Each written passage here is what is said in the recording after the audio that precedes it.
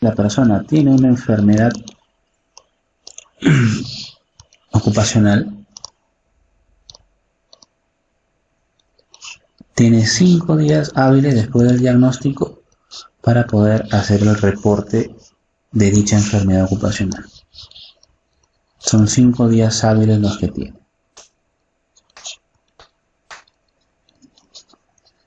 Entonces, es importante conocer los términos y también pues conocer las responsabilidades con respecto al reporte. Nosotros estamos en la obligación de reportar los accidentes mortales, los incidentes peligrosos. El centro médico asistencial está en la obligación de reportar los accidentes de trabajo y las enfermedades ocupacionales. Los accidentes de trabajo como máximo hasta el último día hábil del mes siguiente de ocurrido el accidente, y las enfermedades ocupacionales 5 días hábiles luego de haber sido diagnosticado dicha enfermedad ocupacional. Siempre la pregunta es ¿y cuánto cuesta un accidente, no? El cálculo de un accidente muchas veces es muchísimo más de lo que se piensa. Por eso es que muchas veces cuando ven este tema siempre les presentan el famoso iceberg, ¿no? ¿Por qué le presentan un iceberg? Porque cuando ocurre el accidente, muchas veces lo único que vemos es esta parte nada más. Y acá que vemos gastos médicos,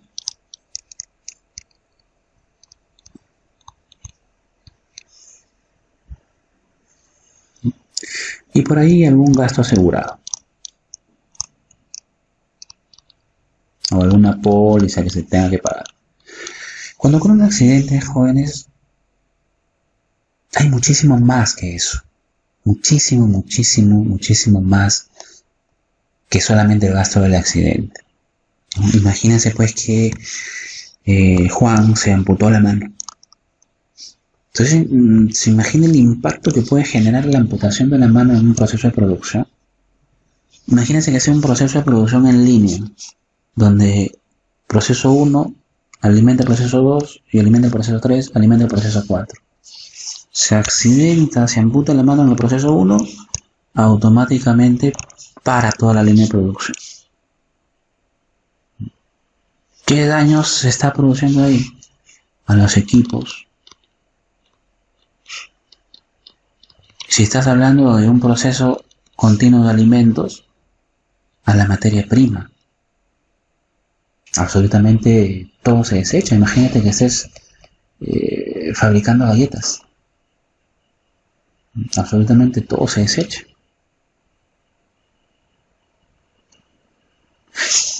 ¿Y cómo crees que van a reaccionar las personas que estén cerca de ese trabajador?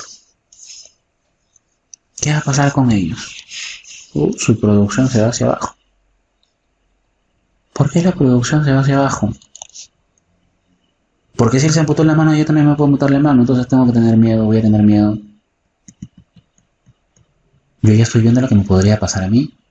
Y eso me va a generar miedo, entonces va a hacer que la producción caiga. Y si ese trabajador se amputa la mano, por lo menos va a estar 5 meses de descanso médico. ¿Y hay que pagarle sueldo? Hay que pagarle sueldo.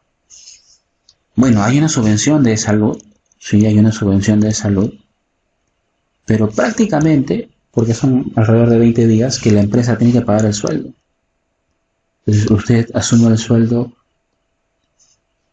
de los primeros 20 días.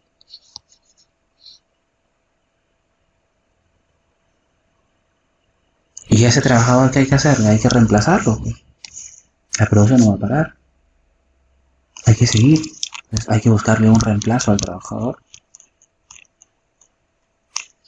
Y ese reemplazo de frente lo vamos a meter en un proceso tan complicado, difícil, que hay que establecer un proceso de entrenamiento.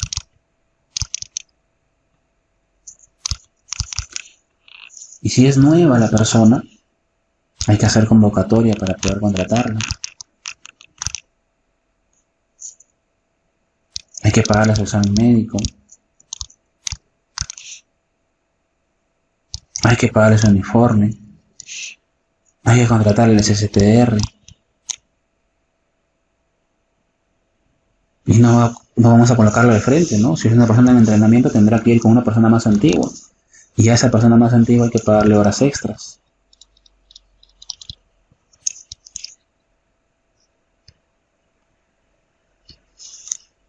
Y ni qué hablar del entorno de la persona, ¿no? Ni qué hablar del entorno del trabajador. Imagínense pues cómo va a estar la familia del trabajador. Sus hijos, su mamá, su papá, su esposa. Automáticamente pues esa familia queda marcada de por vida.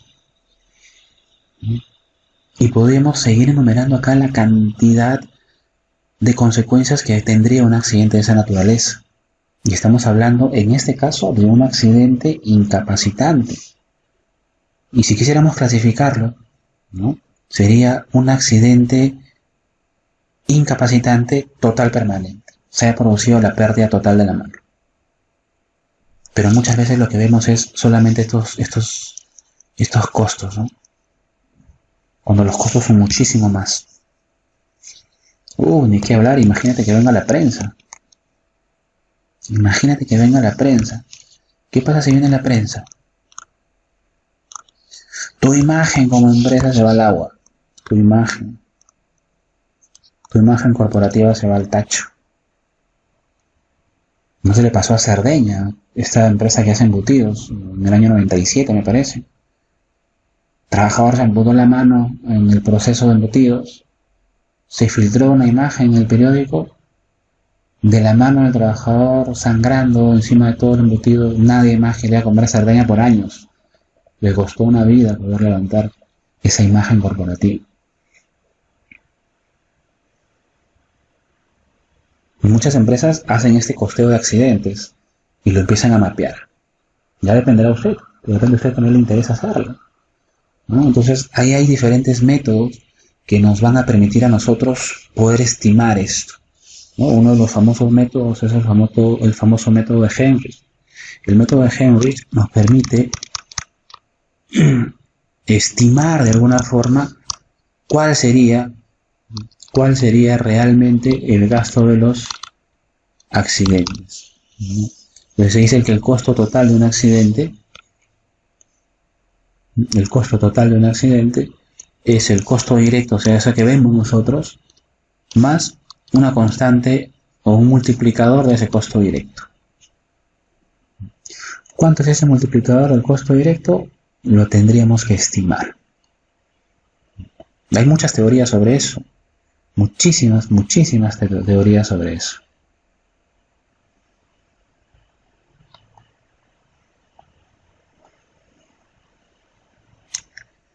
Bueno, ya sería un poquito rayarnos más sobre esto, pero existe una relación importante. O sea, no es solamente lo que se ve aparentemente, no es la puntita del iceberg, ¿no? Hay muchísimo más. Y esas variables son lo que vemos aquí, que usted lo tendrá que cuantificar para su empresa. De repente su proceso no es un proceso en línea, pero también lo puede cuantificar. Entonces es muy difícil poder predecir cuál es el costo real y que ese costo va a aplicarse a todas las organizaciones, pero sí, de alguna forma usted lo puede costear para su propia organización. Entonces, ¿qué tenemos que hacer? Evitar que ocurran los accidentes. No olvidemos que desde el punto de vista de gestión de seguridad y salud, muchas veces ven al tema de seguridad solamente como un área que genera gasto. Pero ¿cuál es la visión de la seguridad y salud? De evitar accidentes y enfermedades. Y esa orientación de poder evitar accidentes y enfermedades está alineada a la visión estratégica de la empresa. ¿Cuál es la visión estratégica de la empresa? La visión estratégica de la empresa es maximizar los recursos, tener mayor rentabilidad. Pero si ocurre un accidente, obviamente pues la rentabilidad va a caer. Si ocurre un accidente, la rentabilidad va a caer. Entonces hay que trabajar sobre esto. Si bien es cierto, nosotros no generamos dinero directo a la organización, podemos precisamente ayudar a la visión estratégica de la empresa evitando que la organización pierda recursos a través de los accidentes o enfermedades. Porque acá estamos viendo que un accidente te puede traer abajo la imagen total de la organización. Absolutamente. Y experiencias sobre esas empresas que han perdido absolutamente toda su imagen corporativa por efectos de accidente, hay muchísimos. Sobre todo los alimentos. ¿Quién va a querer consumir un alimento en el cual pues ya viste que el trabajador ha perdido un brazo y que está ahí toda la sangre y que de repente pues en el chorizo, en el hot dog, en la jamonada que te estés comiendo, ya te da pues hasta temor, miedo y asco quizás en algunas personas. Entonces hay que tomar en cuenta esto. Existe un estudio famoso con respecto a la proporción entre los incidentes, accidentes leves, los accidentes incapacitantes y los accidentes mortales. Este análisis lo hizo el famoso Frank Beer. ¿Qué es lo que hizo Frank Beer? Frank Beer lo que hizo fue estudió alrededor de 1.750.000 accidentes, es 1.758.000 y algo, no recuerdo exactamente el número, pero fue alrededor de 1.750.000 accidentes. De este 1.750.000 accidentes, él estableció una proporción que luego fue corroborada en otros estudios. La proporción es bastante conocida. Y se estableció que por cada 600 incidentes se producían 30 accidentes leves. Bueno, ya sabemos que es un accidente leve. Por cada 30 accidentes leves se generaban 10 accidentes incapacitantes.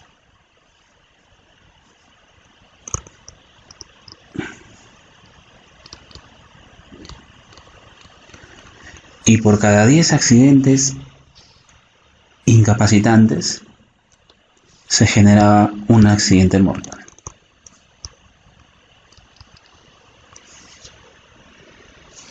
Y ahí la importancia de poder atacar los incidentes. Si usted elimina los incidentes, no se van a producir accidentes leves, no se van a producir accidentes incapacitantes y no se van a producir accidentes mortales. ¿Por qué? Porque el incidente es ese casi accidente. Si usted elimina ese casi accidente, no se va a producir el accidente. Pero hay que eliminar ese incidente. Entonces, no solamente tenemos que investigar los accidentes, tenemos que evitar los incidentes a toda costa. Para eso usted tiene que motivar a que se investiguen los incidentes. Y muchas veces los incidentes solamente quedan en los trabajadores, ¿no? El trabajador con su máquina, por ahí que la máquina le golpeó el dedo o casi le corta el dedo, pero el trabajador se queda callado. Entonces van aumentando los incidentes. Eso es un incidente, van aumentando. Pero no se investigan porque el trabajador nunca lo reporta. ¿Qué tiene que hacer usted? Motivar a que el trabajador reporte los incidentes. Tiene que motivarlo a que reporte el incidente. Entonces hay muchas empresas que sí, que tienen un procedimiento especial para eso. Entonces se diseña un procedimiento de gestión. Un procedimiento de gestión especial para que las personas reporten incidentes.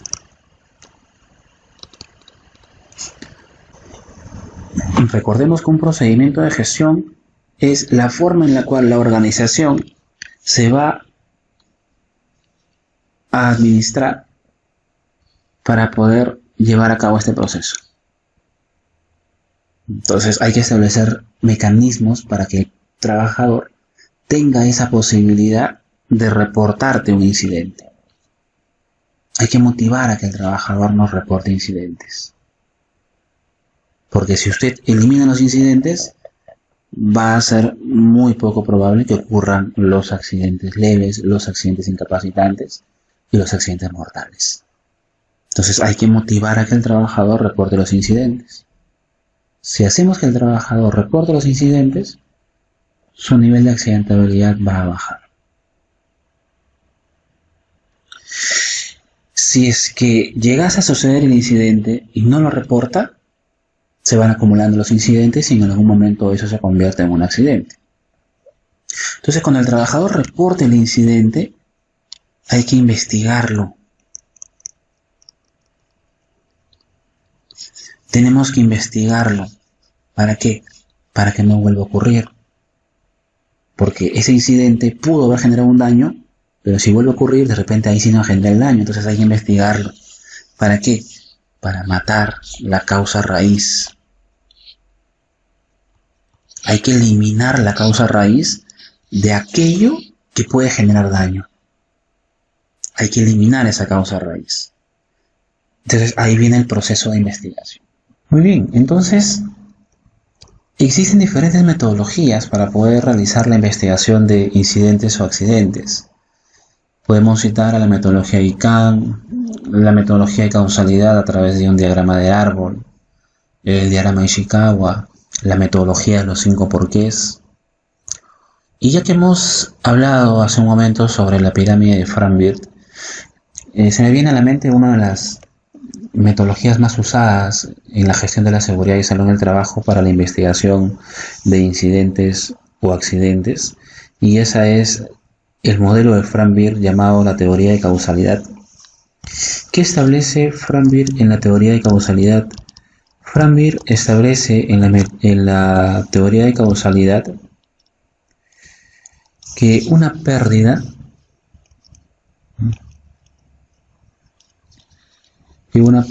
que puede ser una pérdida de un bien material, pérdida humana, no necesariamente la muerte, podemos estar hablando de una amputación, una lesión incapacitante, es una pérdida humana, se produce como causa de un suceso. Este suceso para nosotros puede ser un incidente o puede ser un accidente, teniendo en consideración que tanto los incidentes como los accidentes se deben investigar. Y este suceso se produce como efecto de unas causas llamadas causas inmediatas. Las causas inmediatas son las que van a producir este efecto que puede ser un incidente o un accidente. Y esas causas inmediatas, de repente usted ya las ha escuchado en algún momento, son los famosos actos inseguros de la persona. También pueden ser las condiciones inseguras. Sobre los actos inseguros y condiciones inseguras, también llamadas causas inmediatas, existen muchos estudios que señalan que el 90% de accidentes se producen por actos inseguros.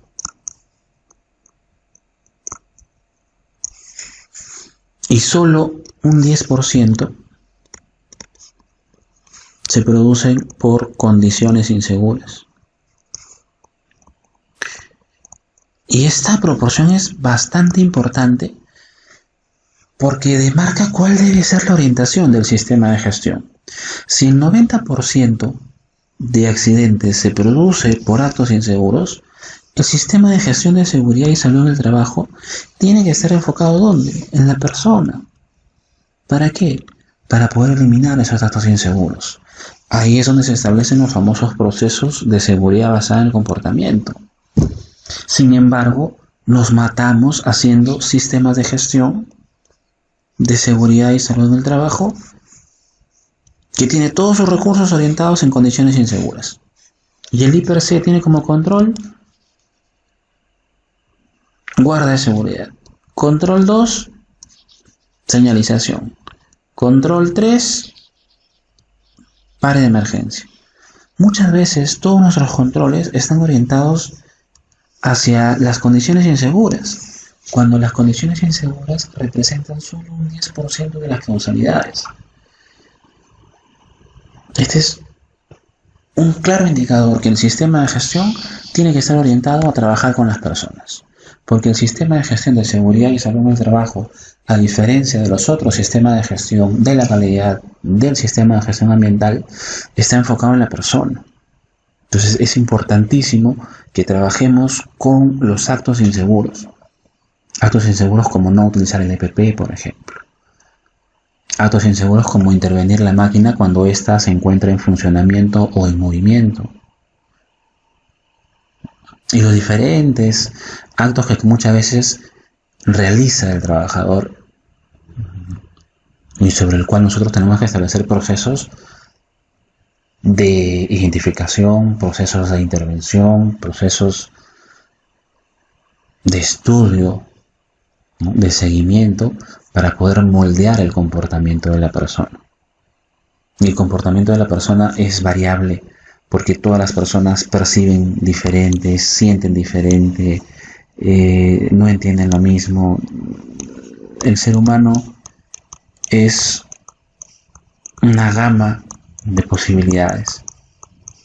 El comportamiento de una persona de 60 años que está pensando en su jubilación no es el mismo comportamiento de una persona de 40 años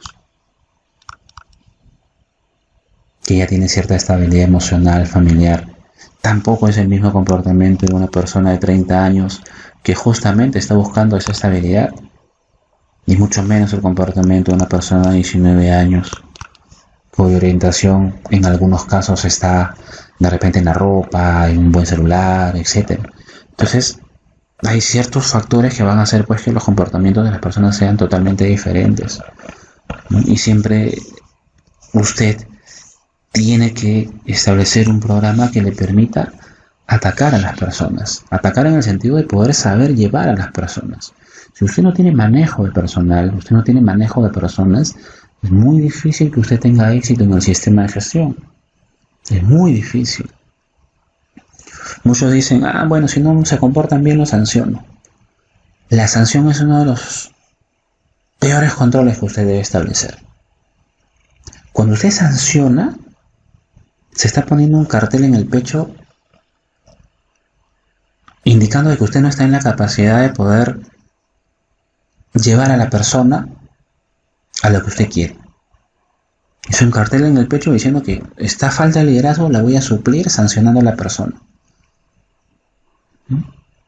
En minería, hoy en día, para poder amoldar los comportamientos, se establece un proceso de intervención.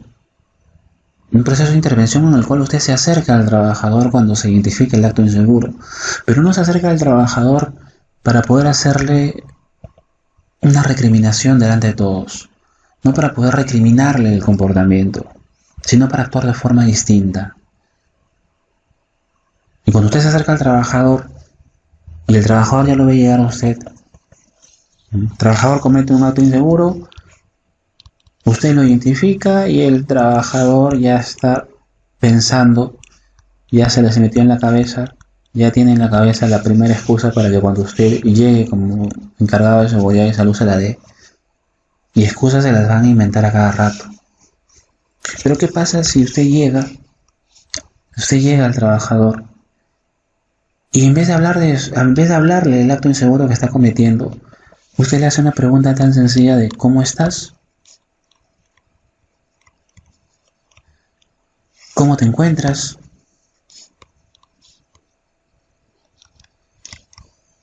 El trabajador no va a esperar ninguna de estas preguntas. Lo que usted está haciendo lo está alejando de la excusa. Lo alejó de la excusa. Y en el trabajador se genera un shock mental, porque él estaba pensando de que usted le iba a indicar el acto inseguro que le estaba cometiendo y él ya tenía la excusa perfecta. Y una pregunta tan sencilla de ¿cómo estás?, de cómo te sientes, cómo te encuentras, cambia absolutamente el abordamiento hacia la persona. Usted humaniza el acto de la persona. No lo recrimina, lo humaniza. Y si a eso usted le pregunta, No le hace una pregunta que quizás a nivel personal muy pocas personas lo realizan, ¿no? Y tuve oportunidad de poder ver el shock mental de que se produce porque lo hicimos una vez en un auditorio. Es una pregunta tan sencilla de ¿cuál fue el mejor momento que tuviste ayer? ¿Usted se imagina preguntarle eso a un trabajador que estaba cometiendo un acto inseguro? ¿Cuál fue el mejor momento que tuviste el día de ayer?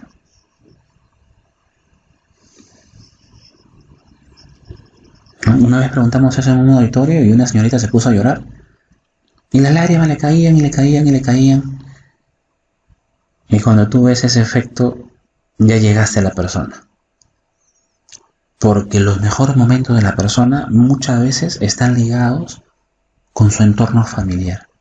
Y esa señorita que estaba llorando, llorando, llorando por esa pregunta, era porque el mejor momento que ella había tenido el día de ayer era precisamente ese instante en el cual ella estaba con su hija que apenas si tenía meses de nacida y que lamentablemente por el trabajo la tenía muchas veces que dejar en una guardería.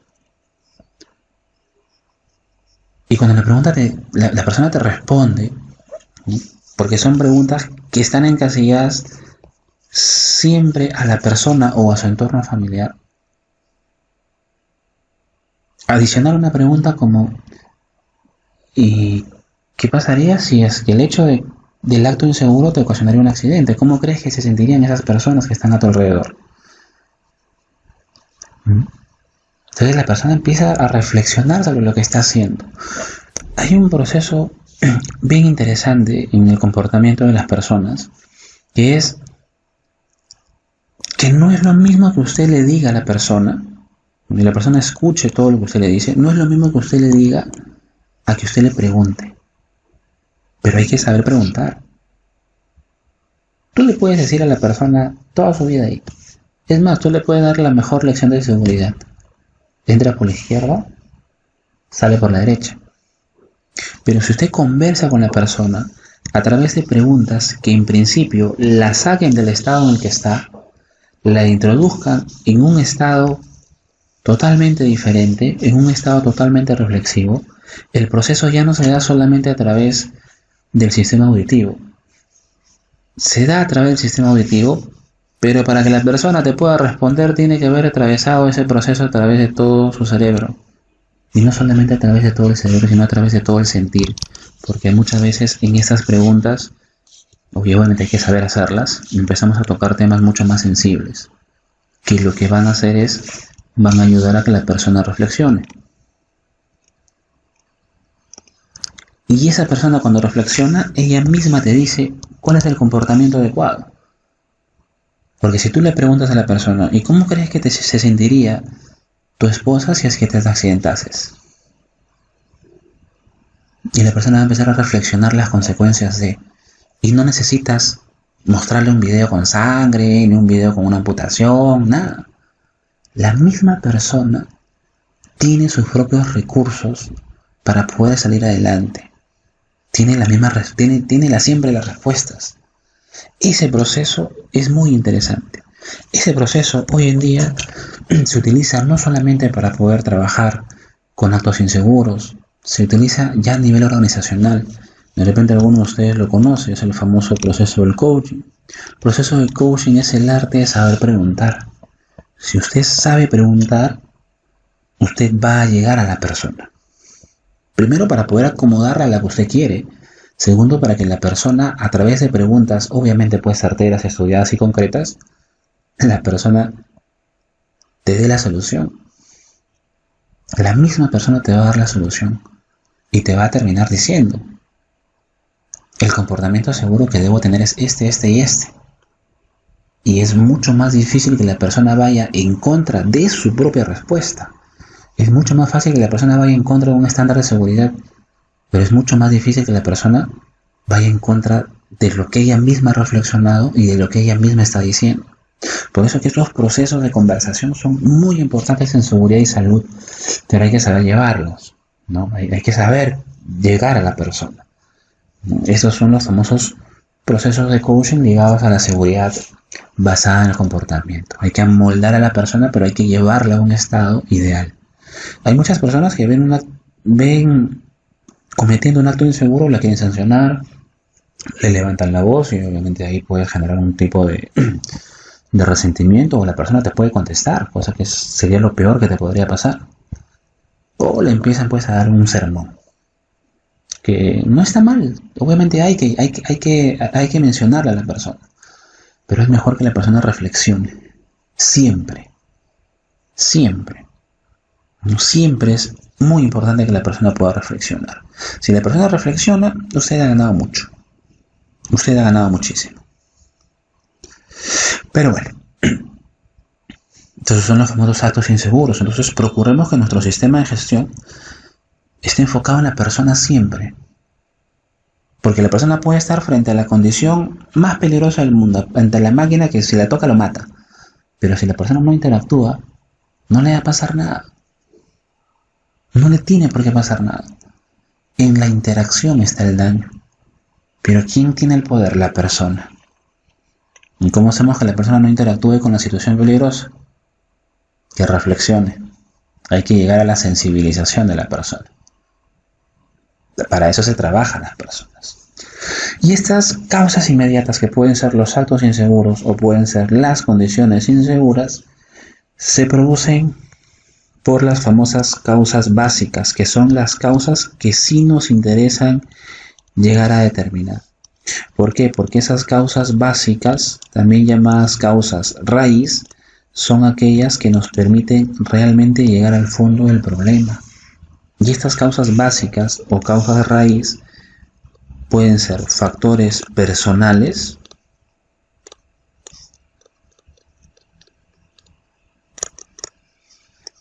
de repente la persona tiene todo un mundo interior destruido. Todos los días pelea con su pareja, todos los días pelea con su pareja y va al trabajo pero totalmente ido. Su cuerpo está en el trabajo pero su mente está por otro lado. Ese es un factor personal. Que lo va a llevar a ¿qué? A cometer un acto inseguro. Se olvidó de colocarse los EPPs, se olvidó de seguir el procedimiento adecuado. Termina cometiendo un acto inseguro como causa de un factor personal. Y así como existen factores de la persona, también existen factores del trabajo.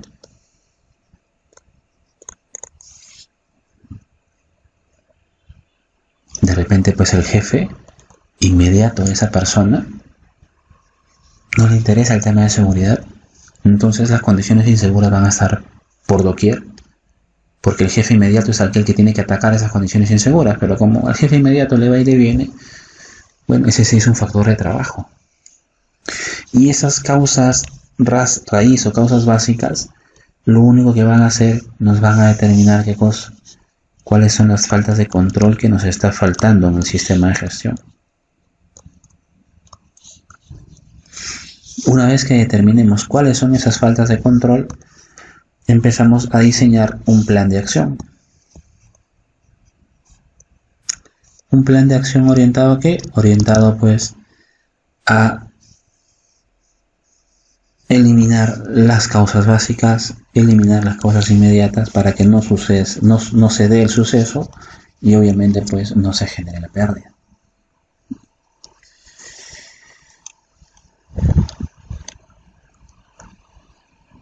Hubo un accidente bastante conocido en el año 2016. Vamos a ver si por acá me dejo entender un poquito. Es un poquito complicado describirlo a través de una pizarra, pero bueno, se los comento, ¿no? Fue bastante conocido, salió en el periódico, un diario como Gestión, ¿no? Cualquier diario, pero hubo un análisis interesante en esos tiempos.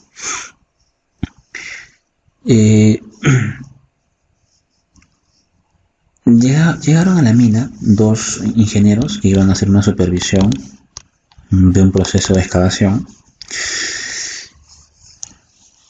y se les había ganado el día. Les había ganado el día.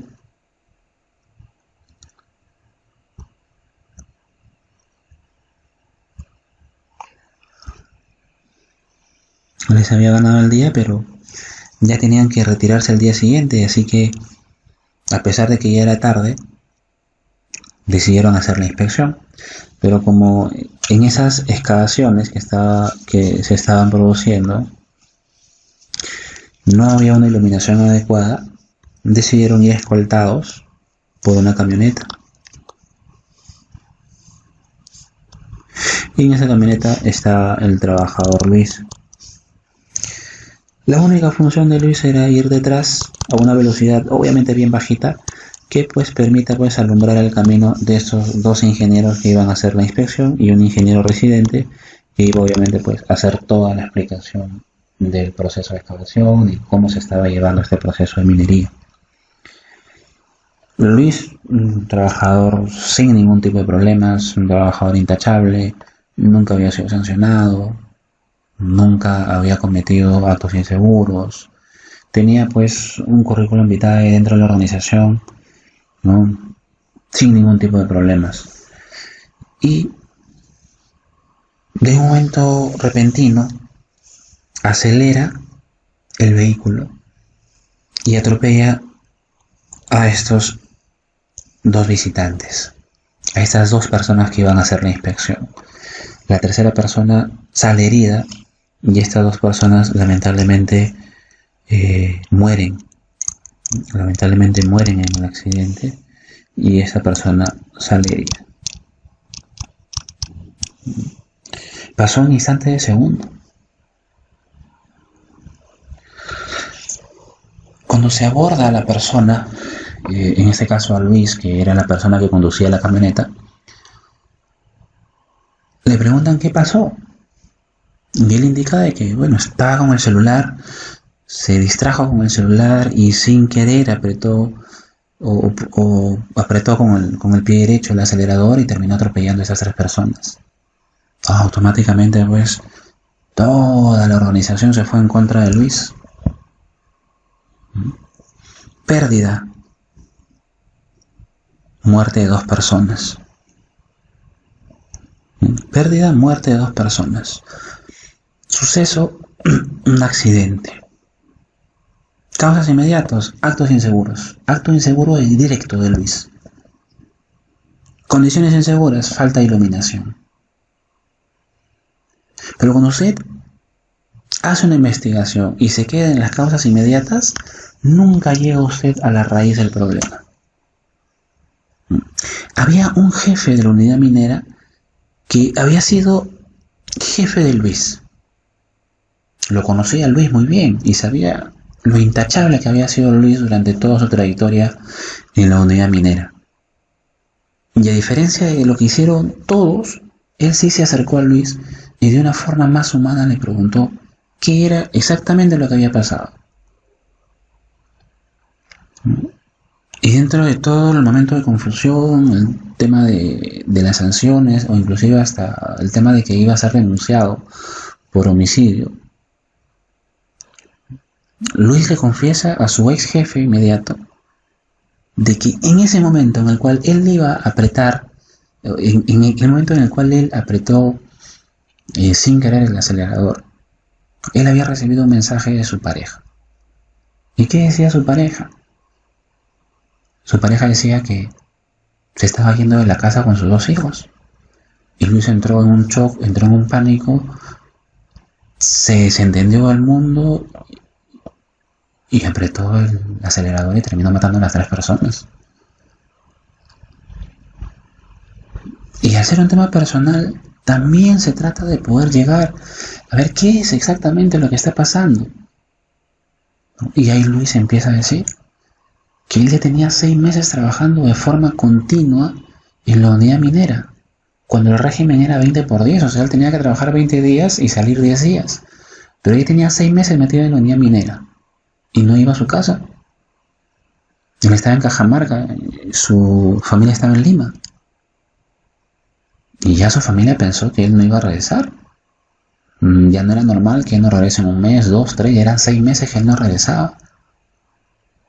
Entonces lo que hizo su pareja se fue de la casa llevándose a sus hijos. Y luego empezaron a investigar y por qué no salías, por qué no se respetaba esos 20 días. Y era porque el jefe actual de Luis siempre le pedía el favor de que se quede porque no conseguían un reemplazo. Se olvidaba de pedir el reemplazo, no encontraban a la persona idónea, y Luis, con el afán de ser un buen trabajador, con el afán de tener mayores oportunidades laborales que le permitan ascender en el trabajo, aceptaba y aceptaba y aceptaba. Total responsabilidad de Luis, discutible, ¿no? Pero cuando se hace un proceso de investigación, se tiene que determinar no solamente las causas inmediatas, sino también se tienen que determinar cuáles son las causas base, cuáles son las causas raíz. Porque si usted no llega a las causas raíz y solamente determina que las causas de este accidente son el acto inseguro de Luis y el hecho de que el tramo no tenga iluminación, usted no llegó a la causa básica. Y ese jefe de Luis tendrá más subordinados y seguirá actuando así, porque nunca se llegó a esa causa. Si quisiéramos hacer la teoría de causalidad de Frank Beer ahí, colocaríamos la pérdida material, vehículo. Obviamente tendríamos que describirlo, ¿no? Por un tema de tiempo y espacio no lo voy a hacer. Pérdida humanas. Bueno, sí, 2 muertes. Un herido.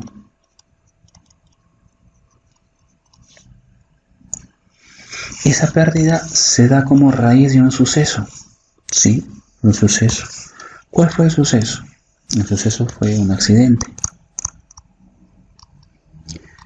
Y ese accidente, acá tendríamos que describir el accidente, ¿no? Siendo las 4 de la tarde, el colaborador Luis, tal, estaba escoltando a la comisión inspeccionadora, etcétera, etcétera. Entonces acá describo el accidente. Pero este suceso se da como efecto de las causas inmediatas. Y esas causas inmediatas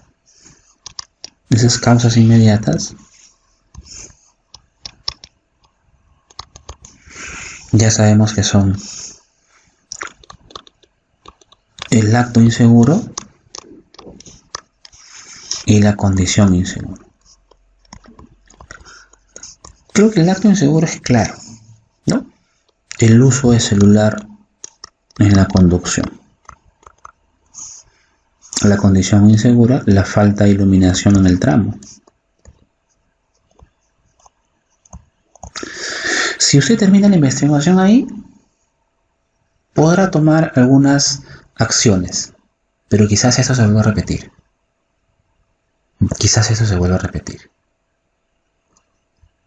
Quizás le coloquen iluminación al tramo y sancionen al trabajador por no haber respetado una norma tan básica de seguridad como es el hecho de conducir con el celular. Entonces tenemos que llegar a investigar mucho más. Busquemos ahora las causas básicas o las causas de raíz.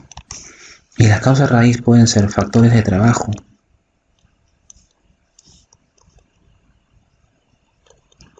¿Qué factores de trabajo se han originado acá?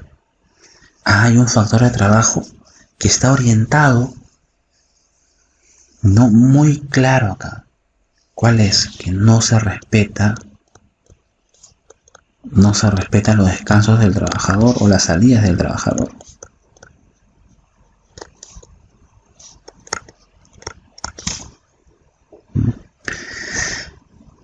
El jefe inmediato de Luis no tiene empatía con él. Un jefe que no tiene empatía es un peligro, ¿eh? No tiene empatía con sus trabajadores. El área de recursos humanos no procesa realmente, adecuadamente en los tiempos adecuados los procesos de selección. Si usted terminaba su investigación de accidente aquí, nunca iba a poder identificar esto. ¿Y pudo haber ocurrido otra vez? Por supuesto. ¿Hay factor de trabajo? También. No se están considerando las visitas de inspección, que a veces pueden caer en la mañana, en la tarde o en la noche. Entonces no se consideran, acá, perdón, vamos a colocarlo aquí, no se consideran las visitas. Las visitas pueden variar en horario y obviamente acá también hay factores personales, ¿no?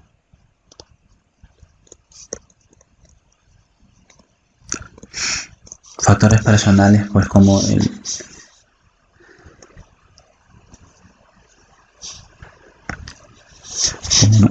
problemas familiares de Luis.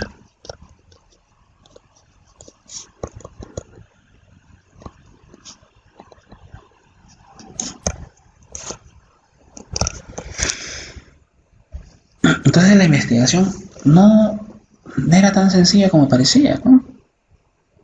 Y en base a esas causas raíz, en base a estas causas raíz que se han determinado, usted determina cuáles son esas faltas de control que le están faltando a su sistema de gestión de seguridad y salud. Hay que determinar cuáles son esas faltas de control.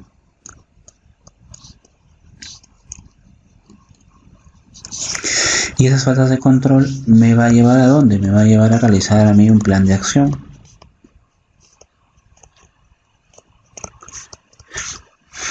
Y el plan de acción está orientado ¿a qué? A hacer actividades que ayuden a eliminar las causas raíz. No se respetan las salidas de los trabajadores. Plan de acción, hacer una reestructuración de esto. Y que realmente sí se respeten las salidas de los trabajadores.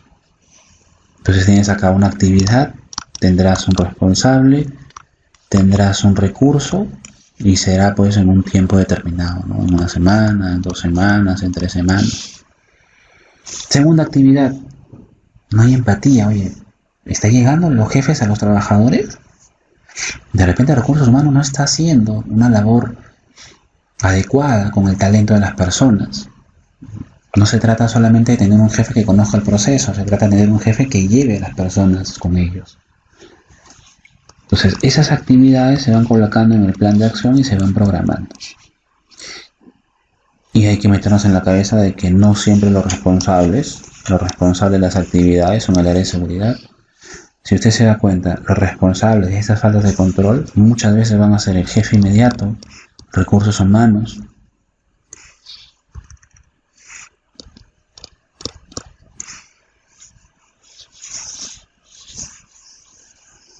O inclusive hasta las intendencias, porque, oye, ¿qué está pasando con las visitas?